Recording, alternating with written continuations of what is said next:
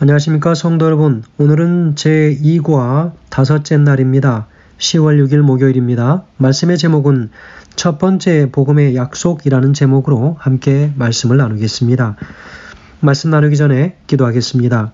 하늘에 계신 아버지 하나님, 오늘 말씀을 통하여 우리 아버지 하나님의 영원한 그 사랑의 크기가 얼마나 큰지를 다시 보여주셔서 감사합니다.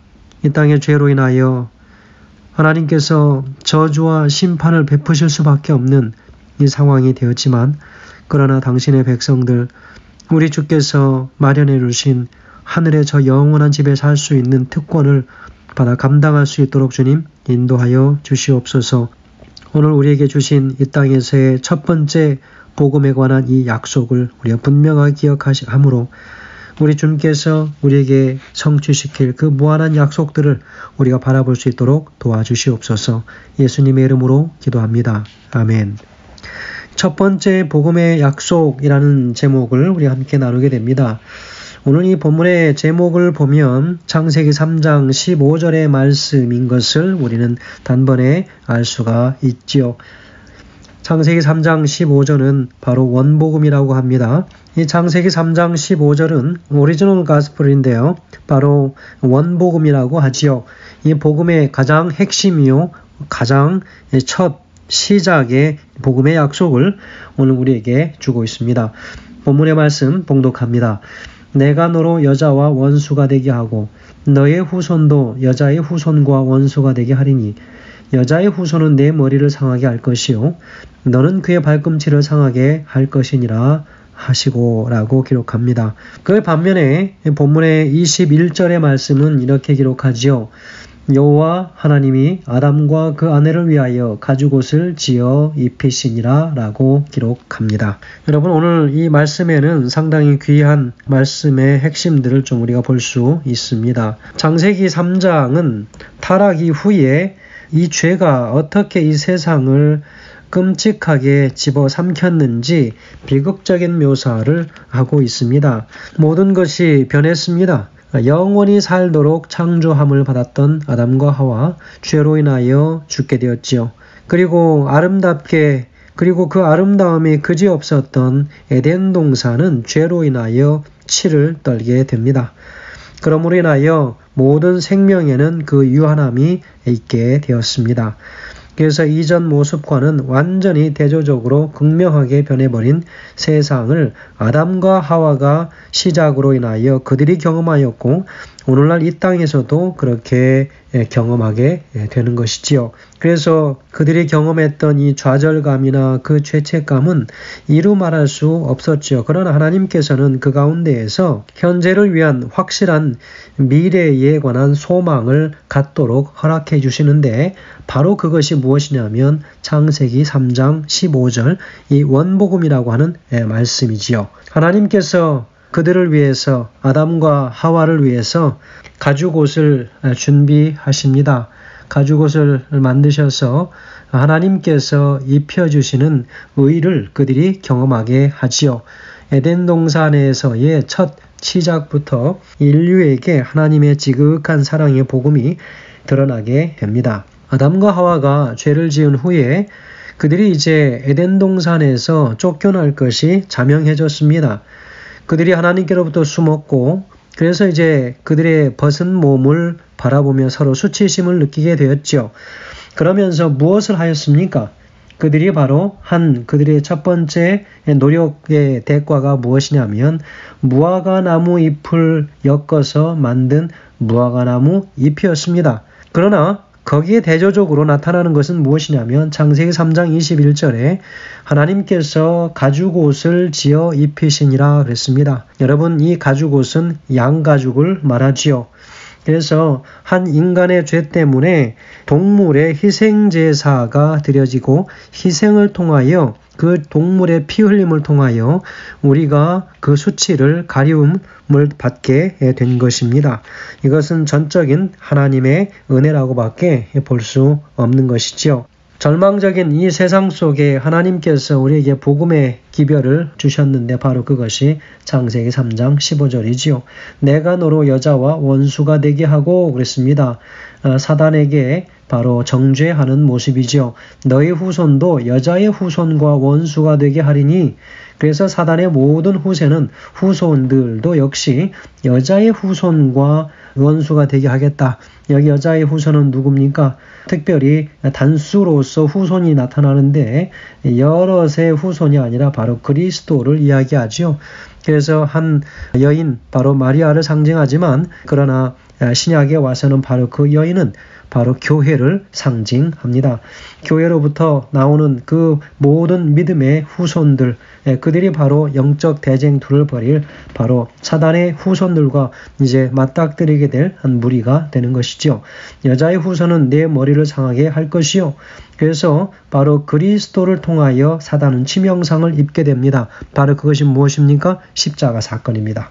십자가를 통하여 예수님께서 완전히 죄를 도말시키시고 자기 마음대로 가져갔던 바로 이 세상에 바로 아담과 하와를 죄악에 빠뜨림으로 그들에게서 그 소유권을 쟁취하고 자신이 주인처럼 행세하던 바로 이 땅에서 예수님의 십자가 사건으로 인하여 그들은 온전히 그들의 소유권을 빼앗깁니다. 그러나 그 소유권을 빼앗겼음에도 불구하고 예수님의 십자가를 그 사단 자체가 극복하지 못하는 그런 사건으로 그가 경험하면서 소유권을 넘겨야 되지만 그는 여전히도 이 세상이 자신의 것이라고 주장하면서 소유권을 스스로가 주장하려고 하는 것입니다. 그렇기 때문에 이 땅에서 나타나는 한 가지의 현상이 있다면 바로 그것이 대쟁투라고 하는 것입니다. 소유권을 내놓아야 하지만 내놓지 않겠다는 것입니다. 그래서 대쟁투가 벌어집니다. 마지막 3장 15절에 보면 너는 그의 발꿈치를 상하게 할 것이니라 하시고 그랬습니다. 발꿈치는 바로 무엇입니까? 예수님께서 미미한 상처를 받지만 그러나 십자가의 죽으심을 통하여 완전히 죄가 도말된 것을 이야기합니다.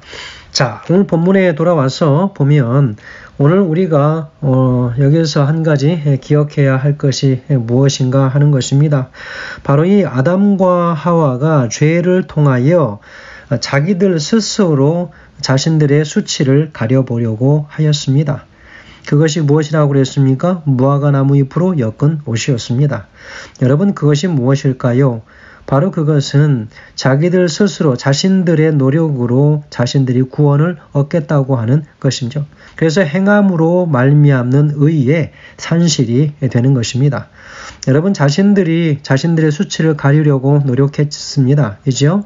그래서 무화과나무 잎을 매 순간 계속 끼워 입었지만 아침에 해가 뜨고 또 따뜻해지면 어떻게 됩니까? 그 무화과나무 잎은 다 말라서 다 이제 똘똘똘 말리고 부스러지게 되는 것입니다. 그러면 다시 그 일을 또 하는 것입니다. 마른 잎을 다 떼내고 다시 무화과나무 잎으로 다시 그들의 옷을 해입지만 얼마 후에는 다시 그 옷이 말라버리면 그들의 노력은 헛수고가 되는 것입니다. 그것을 바라보시면서 하나님께서는 한 마리의 양을 희생시키며 피를 흘리게 하고 그리고 그 몸에서 가죽을 벗겨내어서 아담과 하와의 벌거벗은 수치의 몸을 가려주는 것입니다. 바로 이것이 하나님께서 그들에게 주시는 덮어주시는 의의입니다. 나누어 주시는 의지요. 입혀주시는 imputed righteousness라고 하고 나누어 주시는 의는 imparted righteousness라고 합니다. 그래서 이것들을 그들이 다 경험합니다. 그래서 상당히 대조적인 바로 무화과나무로 잎으로 엮어 입은 옷과 하나님께서 준비하신 양 가죽옷 이 두 가지는 믿음으로 말미암는 의, 바로 가죽 옷을 바로 하나님께서 그들의 수치를 아시고 입혀주시는 의를 경험하느냐? 안 그러면 자기 스스로 자기의 구원, 자기의 수치를 가리려고 하는 바로 행함으로 말미암는 의를 그들이 경험하느냐라고 하는 것은 믿음의 삶에서 아주 중요한 사실입니다. 이제 에덴 동산을 떠나서 그들이 세상으로 나가게 되는데 하나님께서는 그들에게 바로 하나님께서 나누어 주시는, 입혀주시는 그 의, 양의 피를 흘림으로 인하여 우리의 죄를 우리 스스로가 해결할 수 없다고 하는 사실을 그들이 에덴 동산을 떠나기 전에 가르쳐 주고자 하심이었습니다. 여러분, 그래서 3장을 지나서 그들이 이제 에덴 동산에서 나와서 4장에 들어가서 가장 먼저 일어나는 일이 무엇이냐면 가인과 아벨의 제사 문제였습니다. 그 제사를 통하여 하나님께서 믿음으로 말미암는 의의 확신을 갖고 살아가느냐, 안 그러면 그들이 행함으로 말미암는 의를 입고 살아가느냐라고 하는 것에 관한 또 하나의 논쟁을 만나게 됩니다. 그것이 바로 아담과 하와의 자녀들 가인과 아벨의 예배 전쟁이었습니다. 하나님께서 받으신 양을 잡아서 드린 그 제사를 드린 아벨의 제사는 받으시고 그가 자기 스스로 열심히 일한 그 결과를 갖다가 곡물로 바쳤지만 하나님께서는 그 곡물을 사르지 않으십니다. 그러므로 인하여 온전히 하나님의 명령대로 양을 잡아서 바로 그 어머니 아버지가 입힘을 받은 그 제사 방법 그대로 믿음으로 말미암는 의의 제사를 드리라고 그들에게 가르치고 있는 것이죠. 그것이 시작이 바로 창세기 3장 15절이요 또한 21절의 말씀이라고 하는 것입니다. 자, 하나님께서는 동물의 희생을 통해서 이 메시아를 통한 구원의 약속을 분명히 보여준다고 가정공부에서는 이야기하고 있습니다. 살아남은 이들 50페이지에는 이렇게 기록합니다. 하나님의 특별한 지시에 따라 아담이 속죄 제물을 드렸을 때 그것은 그에게 매우 고통스러운 의식이었다. 그는 오직 하나님께서만 주실 수 있는 생명을 그의 손으로 취해서 속죄 제물을 드려야 했다. 그것이 그가 처음으로 목격한 죽음이었다 그랬습니다. 죽음을 한 번도 경험하지 못했지만 그러나 자신이 죄를 지음으로 에덴 동산이 죄로 떨었고 나뭇잎이 떨어지는 생명의 유한함을 보고 아담은 치를 떨었다고 그랬습니다.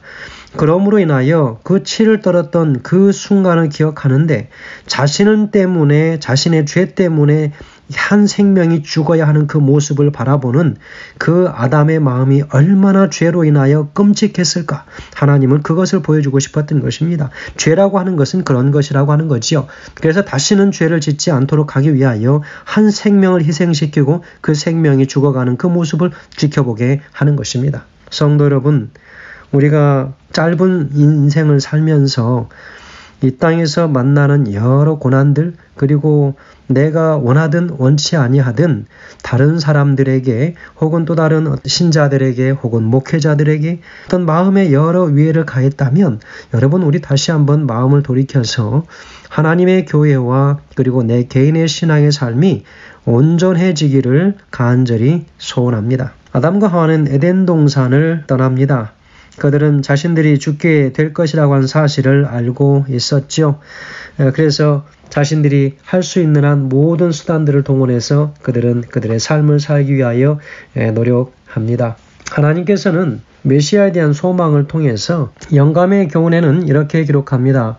주님께서는 내가 너로 여자와 원수가 되게 하고 너희 후손도 여인의 후손과 원수가 되게 하리니 여자의 후손은 내 머리를 상하게 할 것이요 너는 그의 발꿈치를 상하게 할 것이니라 고 선언하셨다.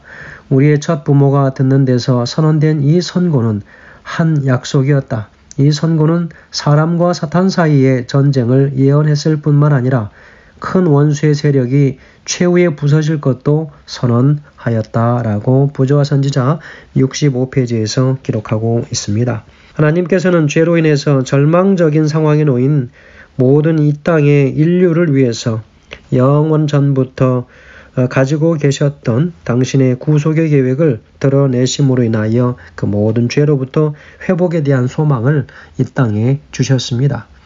여러분, 죄 때문에 하나님의 사랑이 드러난 것이 아니고 원래 하나님의 사랑이 모든 창조 가운데 물씬 들어 있었는데 죄가 이 땅에 들어옴으로 인하여 그 사랑이 더 분명하게 드러나게 되었다는 것입니다.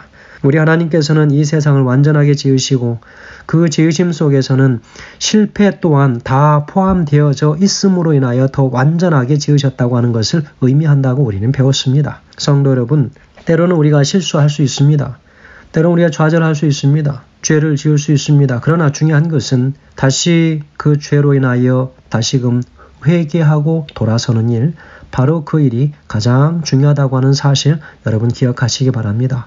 우리 하나님은 용서에 능하신 하나님이시고 죄를 다시 의로 바꾸시는 그 일에 능하신 하나님이시므로 언제든 우리가 하나님께 우리 자신을 돌이켜 다시 한번 우리에게 주셨던 그 첫 번째 사랑의 복음의 약속을 우리 하나님께서 우리에게 다시 재현시키시고 실현시키시게 되길 간절히 소망하면서 말씀을 드립니다. 감사합니다.